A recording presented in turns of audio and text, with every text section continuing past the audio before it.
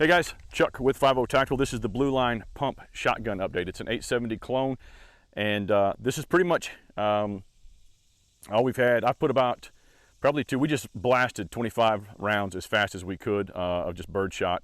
But I've got about probably 300 rounds through this so far, birdshot, buck, and slug. We'll talk about those things here in just a minute. But this is an 870 knockoff, like I said. It's made by Hawk Industries, or somebody made it anyway. It's got a bunch of different names on it. It's out of China. Now, that's kind of unique in a sense because most of the shotguns that are coming out now, especially the budget shotguns, and this is a $200 price point entry, most of the shotguns are coming out of Turkey.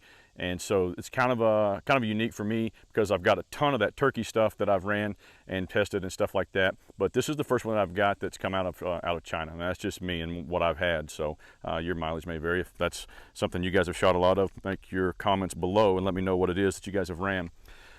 This is basically identical in all aspects to the 870. Safety, it takes 870 furniture. I broke it apart, pulled the internals out. I had a video up on that. I'm sorry, I had a photo up on that here a few weeks ago showing the side-by-side comparisons. I'll drop that in and we'll cut to it now. So as you can see, pretty much the same outside of the absence of the stainless steel. The extractor in that photo looks kind of wonky or different, but whenever you have them side by side, it's just the angle of the photo. They're actually very, very similar. This does accept extensions, just like the 870 or the 870 extensions. I've got a 2+ that is on way. I've also got a side saddle that I'll be putting on here as well. So how does it shoot? It shoots really, really well. When it comes to clones, like the Maverick 88 is a clone of the Mossberg series. When you grab a hold of that, if you pull that out of a rack, you're going to know right away that that's not a Mossberg. You can just tell. It just feels cheap, if you will. Now I've got one and it runs. I'm an 870 guy, but I've got a Maverick, and I use it actually as a dove gun or a truck gun when I go dove hunting and just kind of that kind of crap. Functions just fine, but it does feel cheaper. This, on the other hand, feels like an 870. The Remingtons just started dropping with their new production line after being, coming out of bankruptcy. I had a chance to kind of mess with one of those. Didn't get to shoot it, but I got to play around with it in the shop down at Action Arms, and man, they're very, very much about as identical as you can get without having some issues there from somebody suing you, I suppose.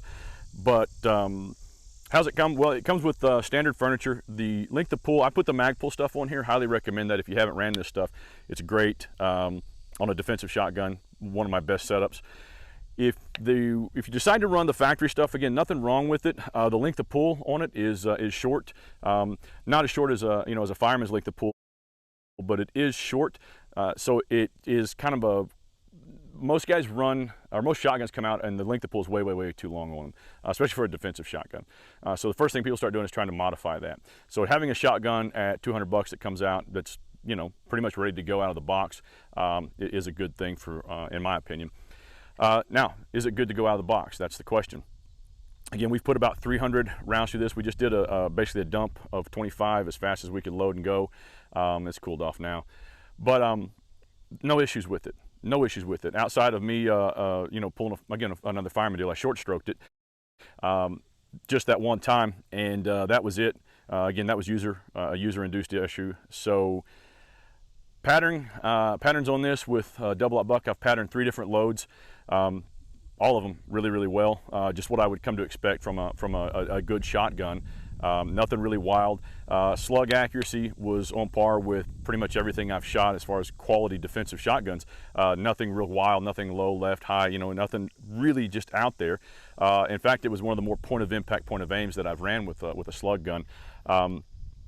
So that's kind of it. It does have, I'm a fan. It's got, let's see if I can get that in there for you. It's got a nice gold bead. Now, you are either a fan of that stuff or you're not. If you like ghost rings or you like rifle sights on your shotguns, that's something that you're going to have to modify. I came into shotguns from a defensive standpoint with the police department with gold beads. Rifle sights were making their way in. I've never really found them to be of a necessity. Once you learn where your slugs are shooting and stuff like that, you can run a bead just fine. So I've always ran these. This gold bead is actually better than most I've seen on the kind of shotguns that are coming out right now. It's really, really bright. It's perfectly aligned. Some of these shotguns that are coming out of Turkey are going to have maybe a misalignment, right? Your bead's going to be, or your sight's going to be a little over here, a little over there. I've seen that on some. Black Aces tactical stuff comes to mind. I know that there's an issue. I've got one of them, and I know I had that issue on mine. But I've seen that on some other turkey guns.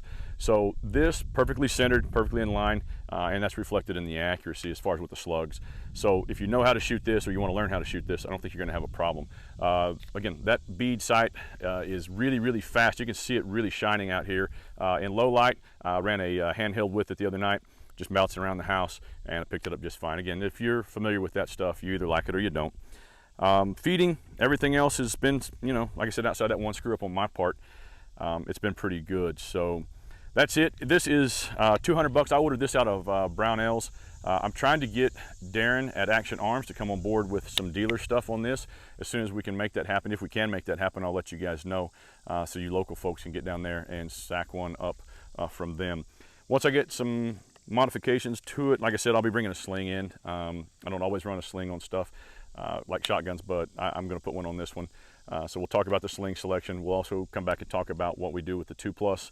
And I'm going to see, since there is such a broad range of compatibility components, I'm going to see if one of my fat safety selectors, I've got a couple to choose from, I'll modify that and see if those work as well for you. That's it. If you guys have any questions or comments about this stuff, put them in the comments section below. And as always, like, share, make sure you're subscribing over on YouTube if you haven't done there, following us on Facebook, Instagram, and you know, hit me up for my address if you want to send me ammo or cakes or pies. Cheesecake would be nice, or gift cards. That's about it. All right, you know the drill, my friends. Stay deadly.